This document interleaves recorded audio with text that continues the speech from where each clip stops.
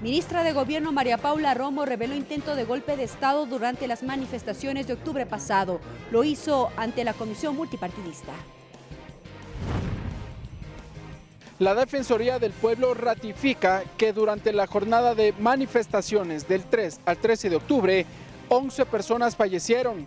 Además, que 1.192 fueron aprehendidas. Parlamento de los Pueblos, organizaciones y colectivos sociales entregan propuesta de ley económica a presidente de la Asamblea Nacional. La comisión ocasional que analiza las enmiendas constitucionales conoció la propuesta del asambleísta Yanine Cruz. Esta pretende ampliar la designación de recursos en las zonas rurales del país. Comisión de Justicia abocó conocimiento de la objeción parcial por inconstitucionalidad enviada por el Ejecutivo al proyecto de ley de registro ecuatoriano de agresores y abusadores sexuales de menores de edad. La mesa legislativa elabora un informe. Los medios legislativos presentan TVL Noticias Emisión Estelar con Belkis Sánchez. Miércoles 6 de noviembre de 2019, saludos a todos, sean bienvenidos a la emisión estelar de TVL Noticias que llega a ustedes a través de la señal de los medios legislativos, Televisión Legislativa del Ecuador, la radio de la Asamblea Nacional y nos siguen también por internet por tvl.asambleanacional.gov.es y por Facebook Live. Enseguida la información.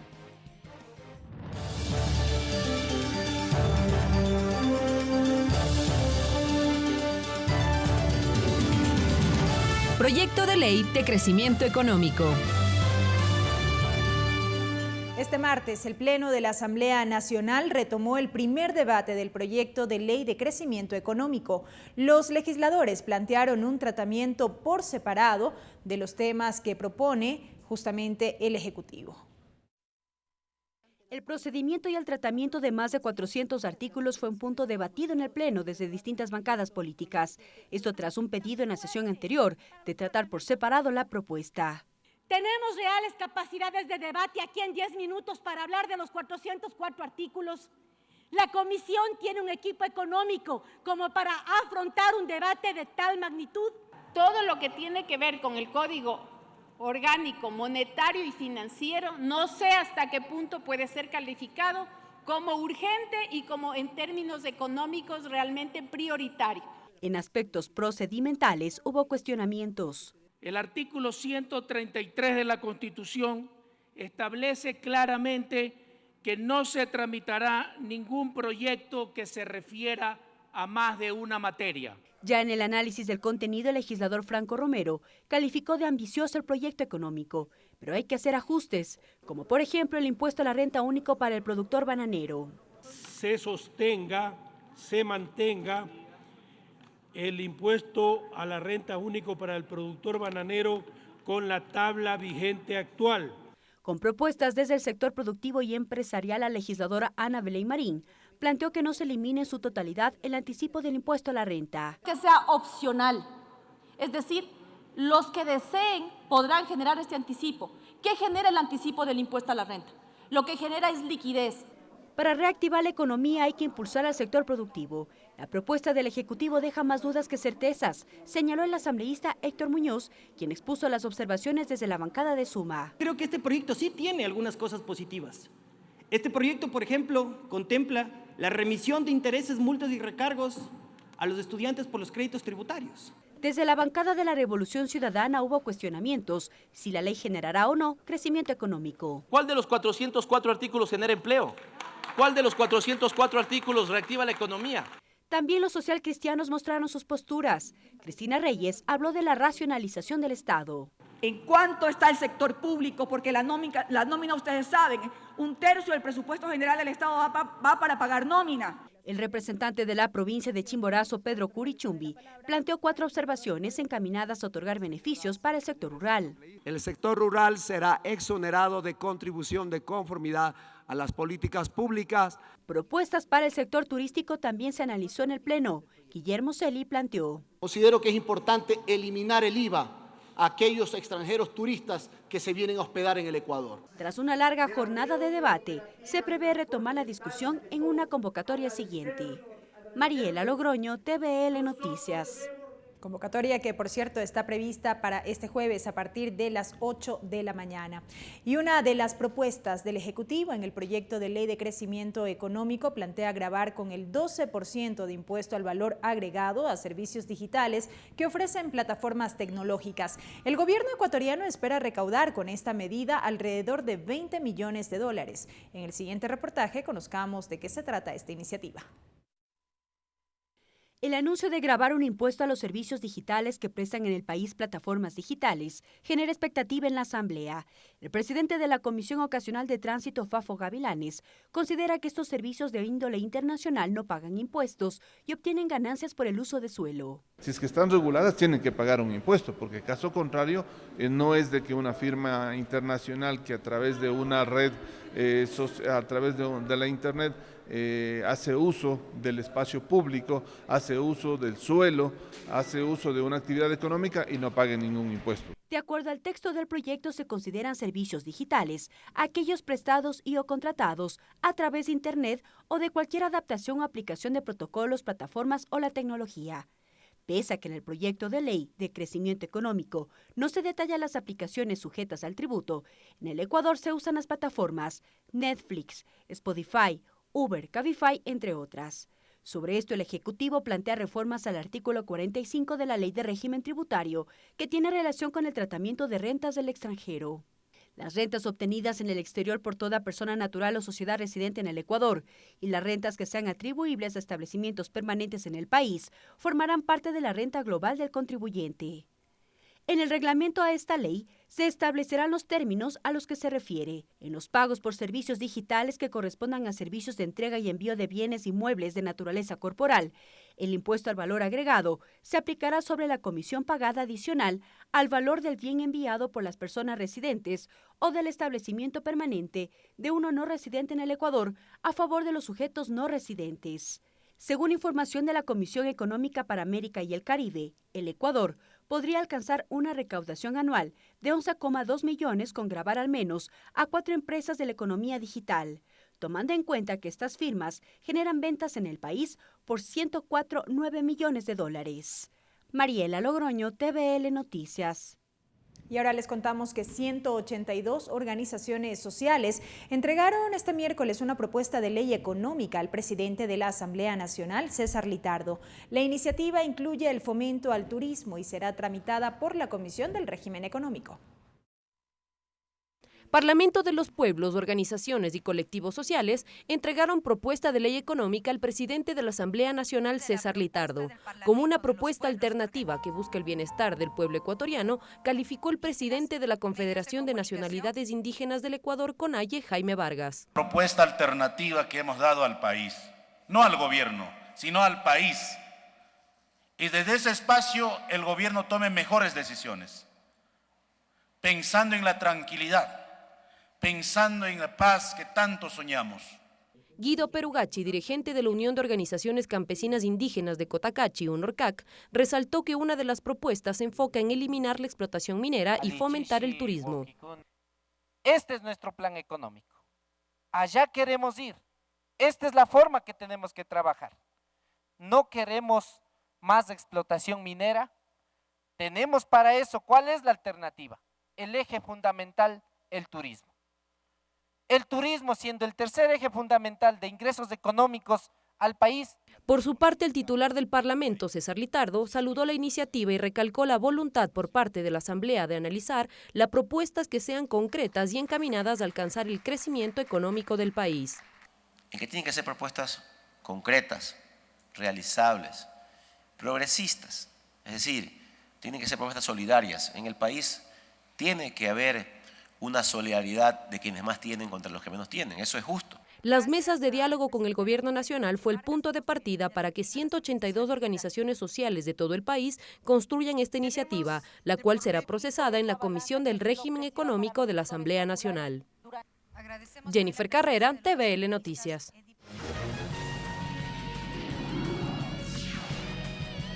Entrevista. Y precisamente a propósito de lo que han sido todos aquellos aportes que se han recibido a lo largo de este primer debate del proyecto de ley denominado de crecimiento económico y que tiene el carácter de urgente en materia económica, aportes que han sido recibidos en este primer debate en el Pleno, vamos a dialogar en nuestro segmento de entrevistas con la asambleísta Jimena Peña. Jimena Peña, asambleísta por Estados Unidos y Canadá, coordinadora del bloque Alianza País, presidenta de la Comisión de Justicia y Estructura del Estado. Asambleísta Peña, bienvenida a TVL Noticias, qué gusto. Muchas gracias por la invitación. Hemos tenido una jornada extensa, la tuvimos justamente este martes cuando continuó este primer debate, ya van cerca de 50 intervenciones por parte de los asambleístas. ¿Cuál podría ser una primera lectura respecto de lo que han sido estos aportes? Y pregunto esto porque ya se empiezan a escuchar a lo largo de esta discusión criterios muy diversos alrededor de este proyecto de ley, lo que nos llevaría a concluir eventualmente que no tendría el respaldo suficiente en la Asamblea Nacional, asambleísta. Así es, bueno, como mencioné en mi intervención, yo creo que lo que no puede permitirse la Asamblea Nacional es que este proyecto entre por el Ministerio de la Ley o que el mismo se archive. Yo creo que eso es importante. Como legisladores tenemos que debatir, tenemos que buscar salidas para el país. Y como mencionaba, el problema aquí es que tenemos un déficit de cerca de 4.000 millones de dólares. Tenemos una deuda que ya sobrepasa los 50.000 millones de dólares. Tenemos un hueco fiscal que de alguna manera el país tiene que solventar. Y creo que eso nos obliga a los legisladores a debatir el tema con total responsabilidad. Un proyecto de ley bastante amplio y creo que yo me he sumado a las voces de varios legisladores, de varios sectores políticos que estamos pidiendo que las reformas al Código Monetario y Financiero y el Código de Planificación sean objeto de otro debate, de otra ley que bien puede entrar por trámite ordinario y que nos enfoquemos en lo urgente y en lo urgente y lo económico. Que viene a ser la materia netamente tributaria. Tributaria, el tema de incentivos. Yo creo que ahí, por ejemplo, aunque algunos legisladores han cuestionado los tributos, yo creo que es un tema que debemos debatir. Entendemos que cuando hay tributos puede generar molestias en la ciudadanía, por eso es importante que esos tributos sean bien enfocados, sean progresivos. Aquellos que más tienen deben aportar más. Por ejemplo, no entiendo cómo los legisladores podemos oponernos a que se eliminen las exenciones tributarias a ciudadanos que ganan más de $100.000 netos al año. Y yo le pregunto a la ciudadanía, ¿cuántos ecuatorianos ganan más de $100.000 netos? ¿Esos ciudadanos realmente necesitan que el Estado les descuente de su pago del impuesto a la renta sus gastos personales o tienen para cubrirlos? Bien, sobre ese tema, asambleísta, hubo un planteamiento alternativo en el sentido de que se pueda considerar estos ingresos netos por sobre los $60.000 y no los $100.000. ¿Es una iniciativa que se podría analizar? Incluso se podría analizar. Mire, todos los que tenemos la posibilidad de aportar más con el Estado, lo debemos hacer. Entendemos que obviamente va a impactar a cierto sector, pero va a aliviar a otros. Y nosotros con ese aporte adicional podemos garantizar educación de calidad, salud de calidad, seguridad ciudadana, debemos hacerlo. Nuestro sistema tributario debe ser progresivo, pero también debe ser solidario, en el sentido de que el ciudadano que más tiene contribuye más porque tiene mayor capacidad de pago. Y a su vez también el reto nuestro es precautelar a los más pequeños. Si hay incentivos, que esos incentivos vayan a los pequeños, a los medianos, a los productores, no necesariamente ciertas actividades como por ejemplo los importadores. No es lo mismo, yo decía en mi intervención, no es lo mismo una empresa que manufactura maquillaje, por ejemplo, en el Ecuador, que tiene que cumplir con todas las leyes laborales, con el salario básico, con los aportes al Seguro Social, que un importador que trae su cosmético de fuera para revenderlo acá. Creo que Comprendiendo estas dos realidades, vamos a entender la necesidad de que en el debate los legisladores podamos enfocar, podamos redireccionar estas propuestas con el fin de que puedan ser progresivas, solidarias y enfocadas realmente a los sectores que queremos impulsar. Usted lo ha dicho, asambleísta Peña, hubo cuestionamientos en el sentido de establecer a través de este proyecto de ley nuevas cargas tributarias en lo que tiene que ver, por ejemplo, con la telefonía celular, por ejemplo, en el tema de los vehículos, aunque sobre eso ya se ha hecho una aclaración. Y eso también va en el sentido, asambleísta, de que se ha cuestionado que se elimine, por ejemplo, el pago del anticipo al impuesto a la renta. Hay sectores que evidentemente están a favor de esta medida que ha sido recurrentemente solicitada a lo largo de los últimos años, pero hay otros que cuestionan, por ejemplo, una medida como esta. Mire, esta figura del pago anticipado del impuesto a la renta ha estado vigente desde 1971. Cuando se crea este pago anticipado, se tenía que pagar el 80% del tributo. ¿Y cuál es el objetivo de esta medida? Obviamente generar una cultura tributaria y evitar la evasión tributaria. A la vez también que por supuesto le permite al Estado tener mayor liquidez al poder recaudar, digamos, en algunas etapas del año y no necesariamente esperar hasta el final de año para recuperar esos tributos. En ese sentido, realmente entendiendo la necesidad de liquidez que tienen nuestras empresas pequeñas, nuestros productores, yo, por ejemplo, estaría de acuerdo que sea para pequeñas empresas, para medianas empresas. Pero nuevamente, vamos a lo grande. Hoy día el ministro de Finanzas, de una reunión que teníamos, nos decía, las empresas grandes pueden salir por sí solas. Entonces, perfecto, ¿por qué tenemos que incentivarlas? A lo mejor las empresas grandes sí pueden pagar anticipadamente el impuesto, de tal manera que le damos liquidez al Estado y dejamos esa medida para los pequeños y los medianos, que son los que tienen dificultades cubriendo sus gastos mensuales, semanales, los salarios y demás. Entonces, mire, digamos, estando a favor de que se pague anticipadamente el impuesto a la renta, por lo que eso significa para el Estado en términos de liquidez, puedo comprender también la necesidad ahora de apoyar a nuestros productores, pero a su vez también requiero o quisiera que se comprenda que hay sectores grandes que sí pueden asumir ese pago y que lo pueden seguir haciendo.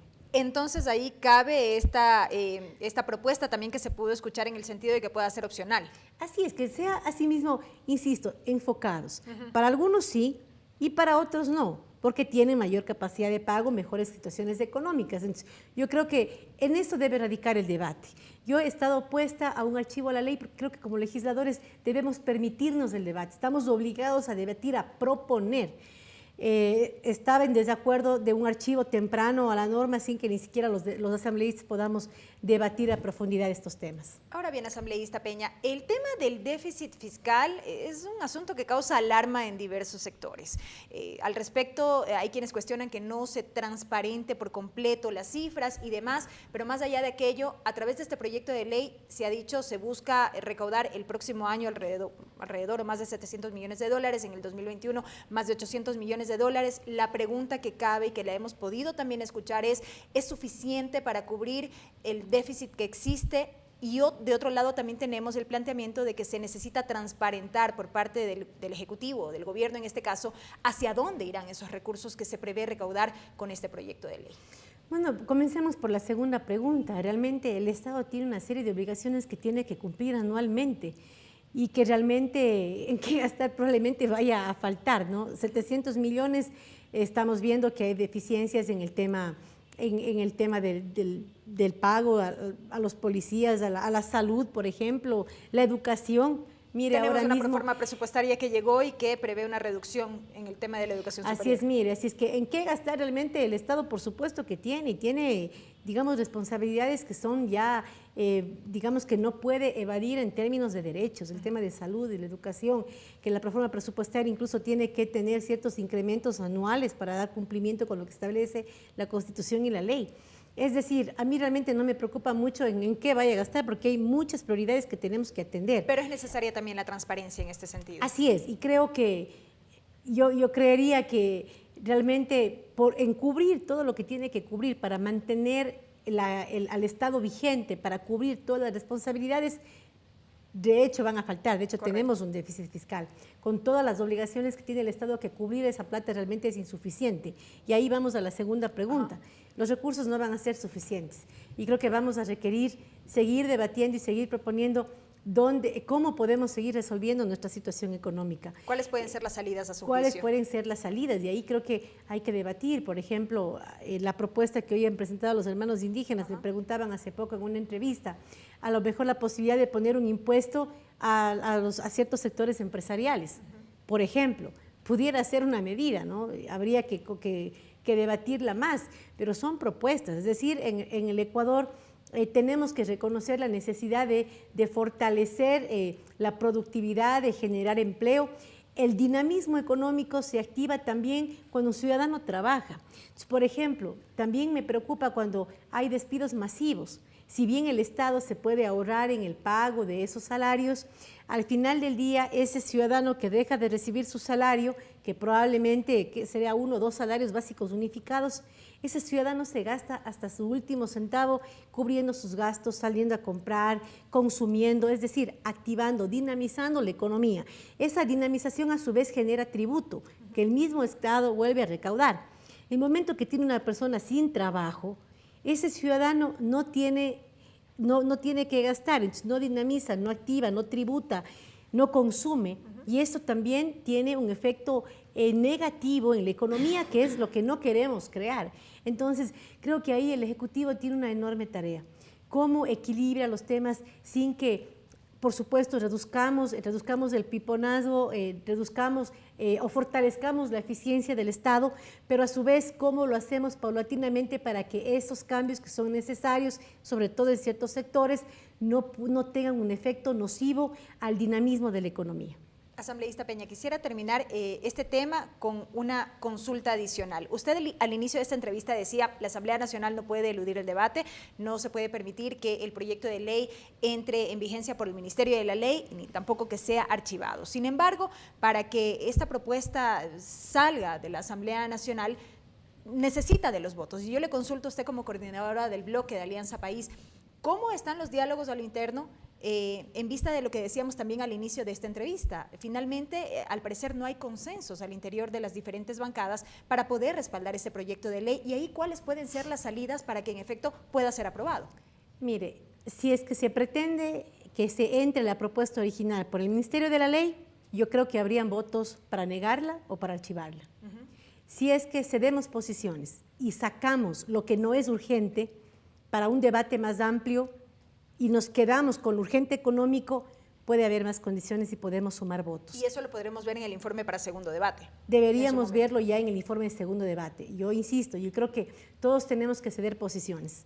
Si más del 90% de legisladores se han intervenido, se han pronunciado en contra de la magnitud de la reforma y se han pronunciado sobre la necesidad de que se saque ciertas modificaciones al Código Monetario y Financiero y al Código de Planificación, si eso está obstaculizando lo económico urgente, hay que sacarlo. ¿Hay los diálogos en ese sentido? Eso es lo que hemos propuesto. Le hemos pedido al ministro de Economía que consulte con el señor presidente sobre esa posibilidad que para algunos legisladores, como mi persona, es determinante en la votación final que podamos tener. Correcto, asambleísta Peña, me gustaría aprovechar su presencia unos minutos más para hablar sobre los temas inherentes a la Comisión de Justicia, misma que usted preside. El veto parcial del Ejecutivo por inconstitucionalidad a la ley denominada REBAS, de este registro de violadores y abusadores, agresores sexuales a niños, niñas y adolescentes. ¿Cómo estamos? Hoy la Comisión ya conoció justamente este veto parcial presidencial. Así es, hoy hemos abocado conocimiento y realmente sí nos hemos sumado ya las voces de varios legisladores que realmente se han pronunciado en contra de este veto. Yo creo que la Asamblea Nacional aprobó con 110 votos la ley REBAS. Unanimidad hubo, ¿no? Unanimidad, que lo que quiere es crear un registro de personas sentenciadas por delitos sexuales contra niños, niñas y adolescentes para que no puedan trabajar en ambientes con niños. Es decir, el espíritu de esto es proteger a nuestros niños, niñas y adolescentes de agresiones futuras, de probables agresiones.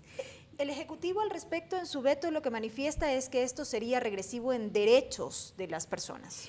Mire, hoy en la comisión se han citado algunos ejemplos. Por ejemplo, cuando hubo una consulta popular donde se aprobó la muerte civil para personas sentenciadas por corrupción, por ejemplo. Entonces ahí podríamos decir que también es atentatorio a los derechos porque ese ciudadano que tiene, digamos, que cometía actos de corrupción, entonces tiene muerte civil o no puede elaborar nuevamente con el Estado. Ya hay esos antecedentes, es decir, si nosotros queremos que una persona que haya sido sentenciada por peculado no pueda ser ministro de Finanzas o no pueda trabajar en el Ministerio de Finanzas o en el sector público por estos antecedentes, y eso es totalmente aceptado, ¿cómo nosotros podemos entender que un violador, un agresor sexual de niños, vuelva a trabajar con niños? En la Ley de Movilidad Humana, por ejemplo, donde se está pidiendo en las reformas presentadas por el mismo Ejecutivo, donde se pide la historia judicial para permitir o no que entren ciudadanos de otro país. El antecedente judicial, el pasado judicial, se convierte ya en un elemento que le impide a un ciudadano extranjero ingresar al Ecuador. También está siendo discriminatorio y es una propuesta que viene del mismo Ejecutivo. Y nuevamente va entonces, queremos nosotros que violadores y agresores sexuales trabajen con nuestros niños, con nuestros adolescentes, cuando ya tienen estos antecedentes. Creo que es demasiadamente obvia la respuesta. Lo que queremos nosotros es garantizar un ambiente sano para nuestros niños. Ahí estamos en espera del pronunciamiento de la Corte Constitucional. Así es. Y nuevamente no es que esta persona no va a poder trabajar, puede trabajar en lo que quiera.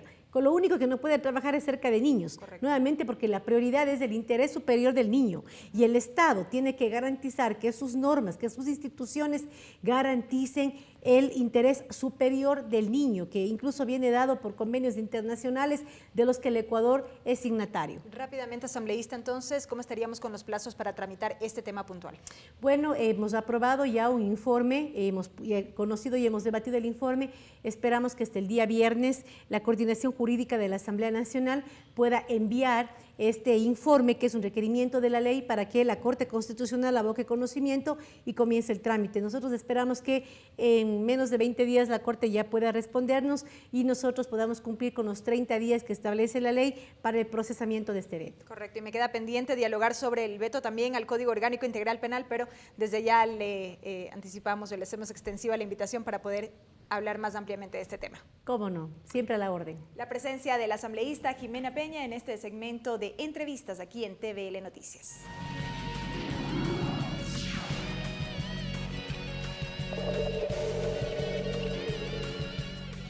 Y seguimos con más información. La proforma presupuestaria para el 2020 será calificada por el Consejo de Administración Legislativa CAL la próxima semana. La Comisión del Régimen Económico no descarta trabajar a doble jornada para su análisis. Desde el Ministerio de Finanzas se informó que la proforma presupuestaria para el próximo año asciende a un total de 31.469 millones de dólares. Tenemos las cifras.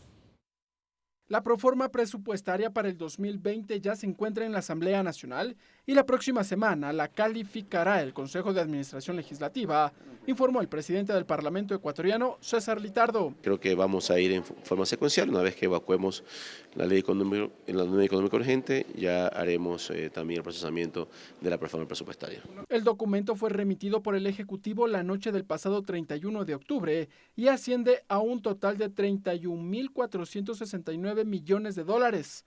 Según el presidente de la Comisión del Régimen Económico, Daniel Mendoza, revisarán que el texto cumpla con los preceptos constitucionales, previo a emitir el informe para el debate en el Pleno de la Asamblea Nacional. Me parece que no puede llegar en un mejor momento la proforma presupuestaria, porque efectivamente nos presenta un escenario un poco más detallado de la necesidad que tiene el Ejecutivo hoy para poder cumplir con sus obligaciones. Así que yo creo que, insisto, debemos evacuar primero este primer debate del proyecto económico urgente. Hay 30 días para el tratamiento de los dos temas. Entre los preceptos macroeconómicos que contempla la proforma presupuestaria están: precio promedio del barril de exportación de petróleo, 51,30 dólares. Crecimiento del Producto Interno Bruto, 0,57%. Inflación promedio, 0,84%. Para el año 2020 se proyecta una producción fiscalizada promedio de 533,000 barriles de petróleo por día. Esto debido a que los tres campos del bloque 43 del Ispingo, Tambococha y Tiputini estarán operativos y en producción conjunta. Producto Interno Bruto nominal, 110.434 millones de dólares. Por otro lado, los ingresos de la Proforma totalizan 22.516 millones de dólares y los gastos son de 25.900 millones de dólares, dando como resultado un déficit global de 3.384 millones de dólares, equivalente al 3,1% del Producto Interno Bruto. Por eso es que hay que revisarla íntegramente a la propuesta para que no exista un bache más grande del que ya ahora mismo tenemos. Según la Constitución de la República, desde el pasado 31 de octubre la Asamblea Nacional tiene 30 días para la aprobación u observación de la proforma presupuestaria, misma que será conocida en un solo debate en el Pleno del Legislativo. Ricardo Bravo, TVL Noticias. Y según el presupuesto general del Estado del próximo año, el rubro destinado para educación superior se reduciría en 36 millones de dólares. Existe preocupación por parte de las instituciones afectadas, mientras que las autoridades explican que se disminuye el presupuesto para aquellas universidades que no ejecutaron todo el dinero destinado en el 2018. Existe preocupación por parte de la academia por la reducción presupuestaria para el 2020 por concepto de educación superior. La rectora de la Escuela Politécnica Nacional manifestó su inconformidad con la reducción de 6 millones para la institución, dinero que dijo perjudica a la presentación de proyectos de investigación. 260 proyectos de investigación sostenidos por la universidad, y a través de los cuales generamos las publicaciones y el reconocimiento internacional y nuestra participación con grupos internacionales que hacen visible al Ecuador y que permiten que nuestros estudiantes cambien sus vidas radicalmente. Indicó que el 50% de los estudiantes de la Politécnica Nacional pertenecen a los grupos más bajos en ingresos económicos y que al ofrecer carreras de ingeniería y técnicas necesitan recursos para solventarlas. Es decir, que para la formación requiere recursos que no solamente pasan por tener un aula, sino también laboratorios para que la formación tenga el nivel académico adecuado. De su parte, el secretario nacional de Educación Superior, Agustín Albán, explicó que por la situación económica que vive el país y por la falta de ejecución de presupuesto de algunas universidades, se ha reducido 36 millones de dólares del presupuesto a la educación superior para el próximo año. La económica, al haber un poco menor crecimiento, el año que entra se prevé una recaudación menor de IVA y de ISR. Entonces, la mayoría de rubros se mantienen iguales, el que es por compensación de donaciones crece un poquito y baja un poco el presupuesto. Si esas universidades hicieron lo que hicieron durante 2018, sin esos recursos, quiere decir que no los necesitaban, si no los gastaron y no los ejercieron. Entonces, en la reasignación de recursos, ese dinero fue para las universidades regionales que históricamente han sido las menos beneficiadas. También explicó que se ha incrementado el presupuesto para las universidades que han incrementado su cupo en la matrícula. Entonces, a todas aquellas universidades que han ayudado a incrementar la cobertura, a incrementar la oferta de cupos, evidentemente se las ayudó con la asignación de recursos. Según la CNESID, las universidades afectadas serían la Escuela Superior Politécnica del Litoral, la Escuela Politécnica Nacional, la Universidad de Guayaquil y la Universidad Central. Lorena Espinosa, TVL Noticias. La Comisión de Justicia está a la espera de la llegada del dictamen de la Corte Constitucional respecto de las objeciones por inconstitucionalidad enviadas por el Ejecutivo a las reformas al Código Orgánico Integral Penal. Asimismo, esta mesa legislativa avanza con la revisión de las objeciones parciales enviadas al articulado. Avanza la revisión de la objeción parcial enviada por el Ejecutivo al proyecto de reformas al Código Orgánico Integral Penal.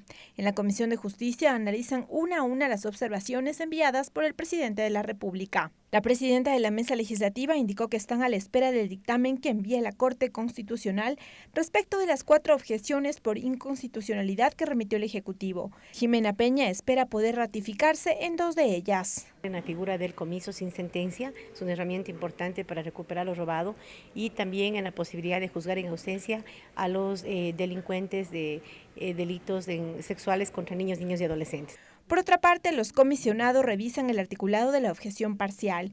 Existen criterios diversos. Por ejemplo, los legisladores consideran que se otorga demasiadas atribuciones a los agentes penitenciarios y a los policías. Porque se le estaba dando demasiadas atribuciones justamente incluso a los agentes penitenciarios en el tema de poder ellos también brindar seguridad ciudadana cuando ellos no están por mandato constitucional habilitados para ello. Y es terrible porque ni siquiera pueden dentro de las cárceles, dentro de los centros de rehabilitación, promover y mantener el orden. En el tema de la prisión preventiva, que se decía que los policías no pueden tener prisión preventiva, nosotros no podemos legislar para algo en específico, sino para la generalidad.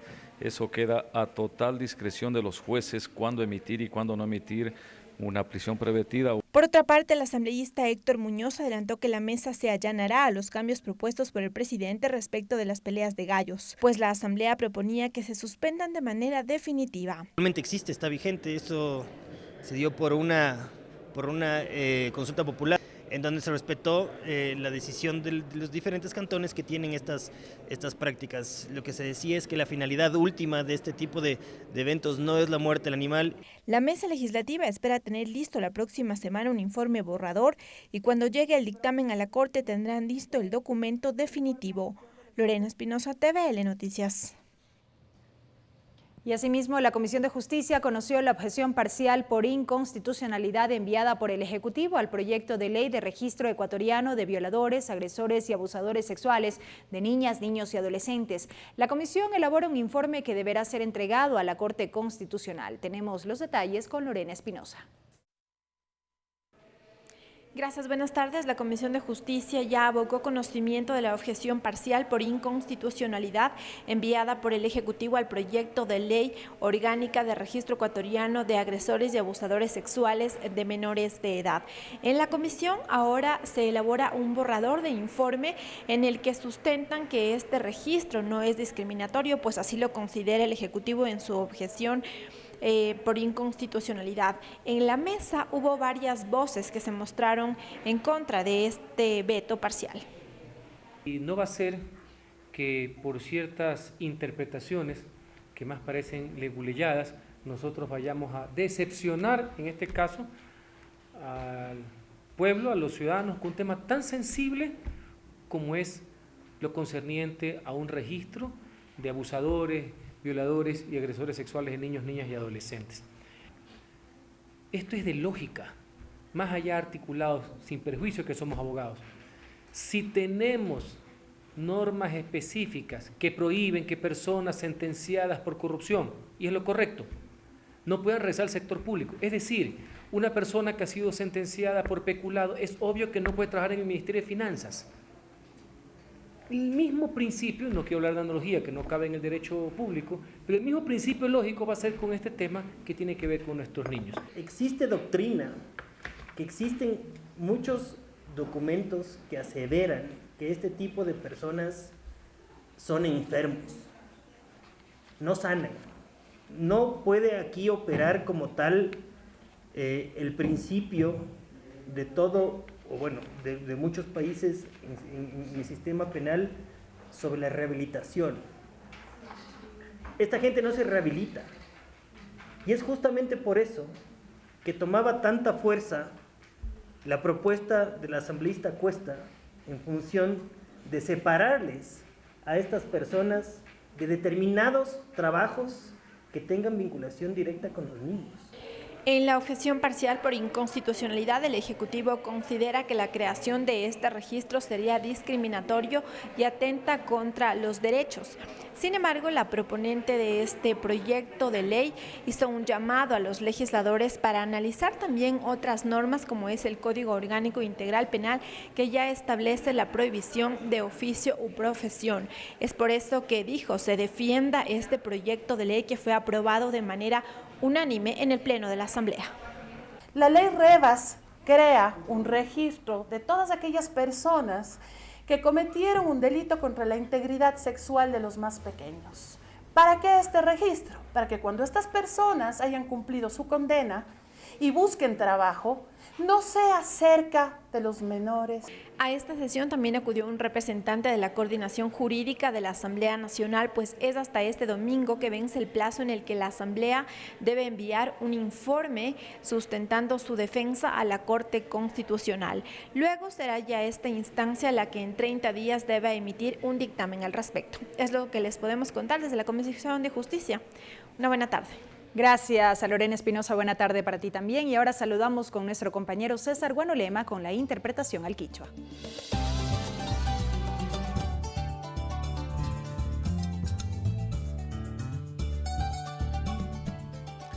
Mika chihuaychi gayukuna, ñukunchi ñami kasna kachishi, kikinpa guasiman chamukunchi, mashibelki Sánchez, ayichishi, huichekunawan kaypi kallarinchi. Ley urgente, kainapunja, ima mika imama yakta tandanaku yuku ima pika, tukuyapukuna kasna kay yakta pusha, kachashka kamachi rurana kilkata, rixishpa rimanakurkakuna. Ley de crecimiento económico shutimikan, chaitami tauka apukuna paikuna yoyashka. Mutsushka shinayati imaya kasna kay kamachipi, kiaykurinapak, sakirinapak, yuyaykuna tami chimba purashpa rimanakurkakuna. Kayapunjami, shinayati ñatutamantaman kayachishkakunakan kay kamachita rimanakushpa katingapaj. Proyecto económico konaye shinayati shukpatzaj pusaj chunga ishki tandanakuy kuna ima mikunan kay punja imaka kay mamayakta tandanakuy ukuman chayamushpa shuk kamachi ruranapa kilkata kasna mamayakta tandanakuy tapushak César Litardo runapak makipi sakirkakuna. Paykuna kaninmi ñukunchi kasna kay hatun llaktapi llankaykuna kulki kamay ima ñawpakman katinapaka kaykunatami rurana musuri nishpami riksichishpa kamachi ruranapa kilkakuna imata kachayachishka. Hasta wampish kaypika llaktakuna rixinapak shinallati kasna imaya kay llankaykuna tiyanata sinchiyachinatami rikuchin nishpami willarkakuna. Régimen económico mingarishkapi llankakapukuna imami kasna kay kilkata rixishpa llankashpa katinkakuna. Proforma presupuestaria 2020, shinallati kay mamayakta tandanaku yukupi kay Consejo de Administración Legislativa hatun tandanaku imami kasna kay kilka imataka kay shamuwata ishkay waranga chunga ishki watapi kulki musurishka rikuchik fangakuna imata rimanakushpa katinka nirkami. Shinallati kaypimi kay shamupunchakuna imaka astawan kasta kay kilka imataka astawan rimanakushpa riksishpa katishun. Shinallati kay hatun shamuwatapi imaya kasta llankaykuna paktanamanta masna kulki musurishkata rikuchik panga mikan nishpami willachirkakuna. Informe Beto Ley Rebas. Shinallati llaktapushak imami kasna kay punllakuna ima pika kay Ley de Registro Ecuatoriano de Violadores, Agresores y Abusadores Sexuales de Niños, Niñas y Adolescentes hatun kamachi kilka ima takotimpash kayma mayakta tandanakuy ukuman allichinapak tirachishpa katashkakan. Chaymanta tauka apukuna imami kasna kay hatun allichinaman rikuchishka imaka mana allichinaman rikurin. Hasta wampish yukunchik saron punllakuna arinishka kilkata shinallatinmi sakichun mañanchi nirka. Shinallati kay shuk apukuna imaka rimanakushpa katinamikan nishpami kay hatun kamachi allichina kilkamanta chimba purashpa rimarirka willachirka kunapash. Hasta aquí la interpretación en el quichua. Regresamos con TVN Noticias, emisión estelar, luego de la siguiente pausa promocional. Continuamos con TVN Noticias, emisión estelar. Seguimos con la información. Avanzan las comisiones generales al interior de la mesa multipartidista encargada de analizar los hechos ocurridos durante el paro nacional. Este martes, sus integrantes recibieron a autoridades del sector productivo y médicos del país. Que no quede en la impunidad las agresiones a manifestantes indígenas, pero además que se investigue las muertes de los manifestantes, planteó Yacu Pérez, prefecto de la SUAY, ante la comisión multipartidista. La autoridad añadió que cuentan con todo su apoyo para dar seguimiento a los hechos ocurridos durante el paro nacional. Venimos con la frente en alto, con la conciencia absolutamente tranquila, con el corazón en la mano, pero sí venimos a decir que estos actos execrables, sobre todo aquellas detenciones arbitrarias que son más del 90% de las 1.190 detenciones, más del 90% son detenciones arbitrarias, que no queden en impunidad. y no puede quedar en impunidad de los 11 asesinatos. Esa sangre derramada clama justicia. La comisión también recibió a Yajaira Urresta, víctima de agresión en el rostro por parte de un uniformado, mientras de forma pacífica con cacerolas pedían paz. Ella alertó de supuesta persecución. Pero sí, hasta el momento yo salgo de mi casa y hay una moto esperando en la esquina de la policía.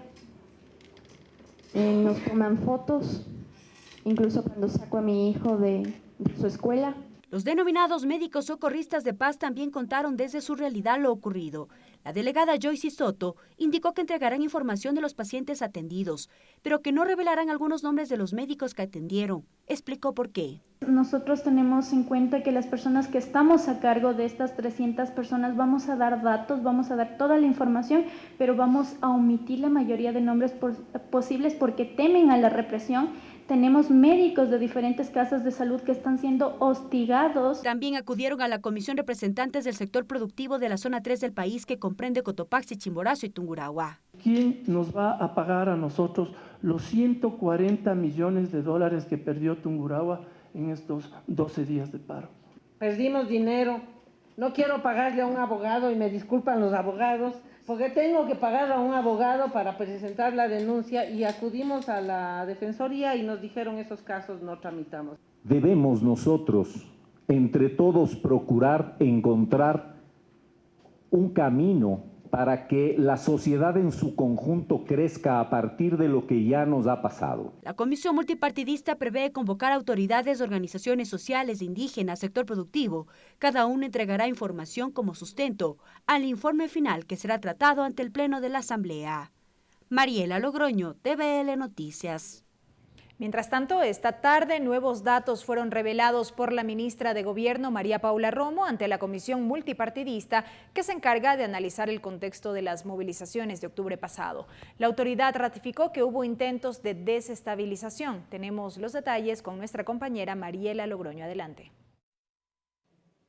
Así es, gracias, muy buenas tardes. Continúan las comisiones generales al interior de la comisión multipartidista encargada de dar seguimiento a los hechos suscitados durante las manifestaciones. En esta ocasión fue el turno de las autoridades. La ministra de Gobierno, María Paula Romo, presentó cronológicamente cada uno de estos hechos suscitados en todo el Ecuador. Precisó que justamente, en particular, el 12 de octubre estaba planificado para desestabilizar al gobierno. También ojo con esta fecha, el tiempo, la actuación de la justicia, las investigaciones de la Fiscalía nos irá demostrando cuál era la importancia del 12 de octubre, porque ese era el día que estaba previsto el golpe de Estado. Ese era el día que estaba planificado el golpe de Estado, la destitución del gobierno, el archivo de las causas penales y todo lo que hacía parte de la agenda de golpe que también estaba involucrada con todo lo que sucedió en estos días. La ministra también habló de que específicamente estas manifestaciones no fueron tan pacíficas, pues incluso reveló tipos de violencia.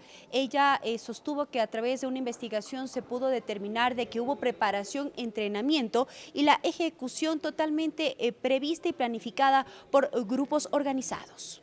Porque para este tipo de violencia hubo preparación, hubo entrenamiento, y finalmente se empleó la violencia y la fuerza con formaciones que incluso llegan a ser formaciones con lógicas militares o paramilitares. Ahí está la preparación, se elaboraron escudos de madera, escudos metálicos, bombas molotov, granadas caseras, voladores en tubos de PVC para ser usados como proyectiles.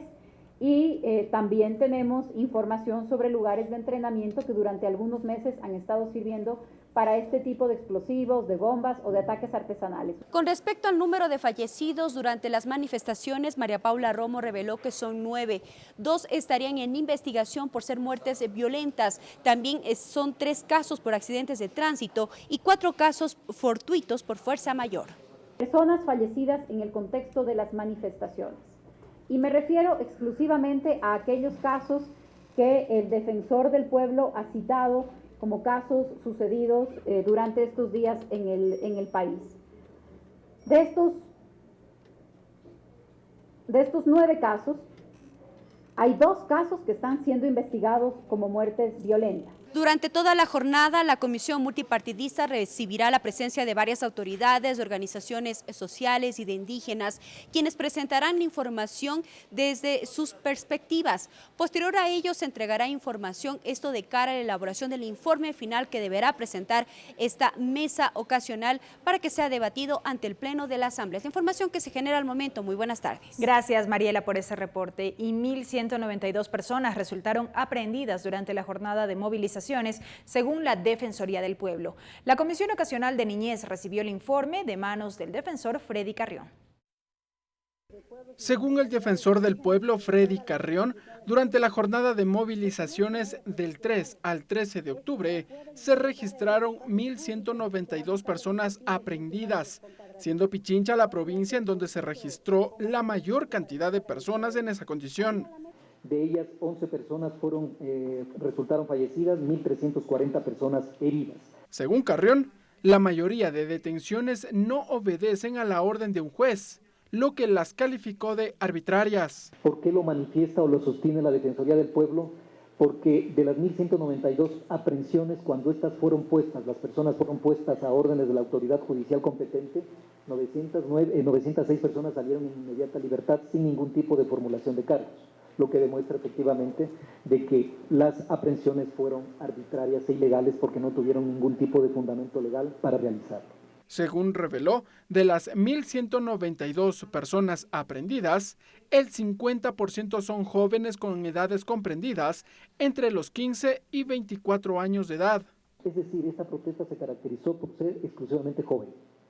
Desde la Comisión Ocasional, el asambleísta Ángel Sin Maleza cuestionó el accionar de la dirigencia indígena durante la jornada de movilizaciones. Yo creo que más bien es una falla de la dirigencia indígena el poder controlar y el poder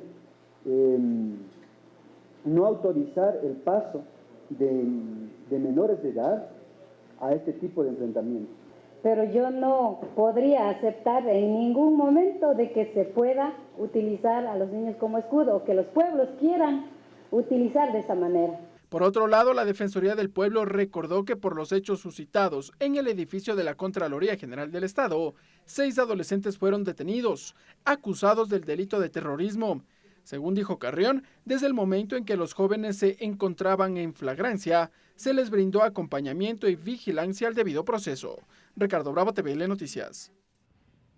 Y como símbolo del fortalecimiento institucional, este miércoles en los exteriores de la Contraloría General del Estado tuvo lugar un acto de izada de las banderas de esta entidad, del Ecuador y de la ciudad de Quito. Esto luego que el edificio de la Contraloría resultara gravemente atacado durante las protestas de octubre pasado. En el evento participaron autoridades de distintas instituciones como la Fiscalía General del Estado, la Secretaría Técnica de la Función de Transparencia y Control Social o la Secretaria Técnica de la Función de Transparencia y Control Social, Verónica Costa, y excontralores. El contralor Pablo Celia, en un discurso, manifestó que el 12 de octubre se intentó sabotear el ejercicio de control público utilizando su infraestructura, destruyendo la memoria documental de años de trabajo y pretendiendo anular a los equipos de control. La destrucción de la Contraloría no ha tenido lugar. No ha tenido lugar porque aquí está el cuerpo vivo de esta institución.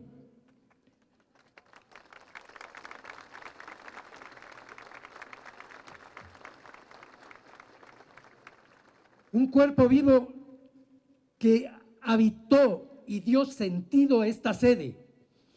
Una sede donde solamente en los últimos 2 años se trabajaron 5.500 informes precautelando el recurso del Estado, cuidando del bien soberano del pueblo ecuatoriano.